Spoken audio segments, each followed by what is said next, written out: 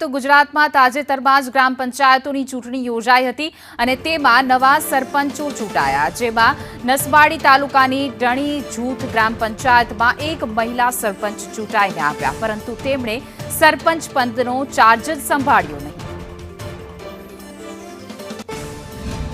Charge નહીં લીધો એનું કારણ છે કે જે બી કામ હોય એમાં અધૂરા કામ બતાવે છે, અમુક પૈસા ઉપડી ગયેલા છે, અમુક કામગીરી નહીં, પૈસા ઉપડી ગયેલા કહેવાય પણ તે કામગીરી નથી કહેવાય. એવા બી પ્રશ્નો છે કે ગામ લોકોનો. એના માટે આખું ગામ અને સરપંચ ચાર્જ નથી લીધો કહેવાય અને આખું ગામ ભેગા થઈ જશે. એના માટે સુધી અધિકારી નથી જોયું તો આ બને ને, અધિકારી જો જોયું હોય તો આવું ના બને કહેવાય. અગાઉ થઈ એ અધૂરા હોવાના કારણે મેં ચાર્જ ઉપર સહી કરી નથી.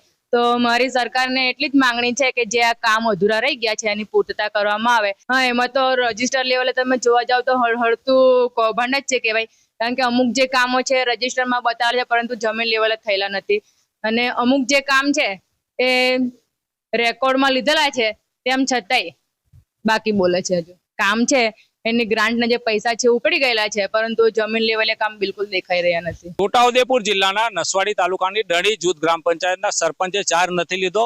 એનું મુખ્ય કારણ છે વિકાસલક્ષી કામો થયા નથી. સરપંચ જાતે ખરાઈ કરવા માટે અહીંયા જ્યારે નીકળ્યા છે ત્યારે દ્રશ્યો જોઈ રહ્યા છો.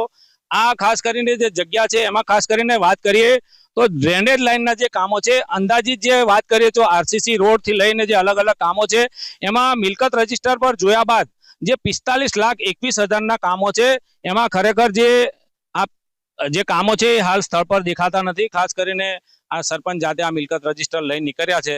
આ 45 લાખના કામો અહીંયા સ્થળ પર નથી એવું સરપંચ ખુદ અહીંયા સ્પષ્ટ જણાવી રહ્યા છે. એટલે હાલ તો સરપંચે તપાસની માંગ કરી છે. ઇરફાન મેમન, સંદેશ ન્યૂઝ, છોટાઉદેપુર.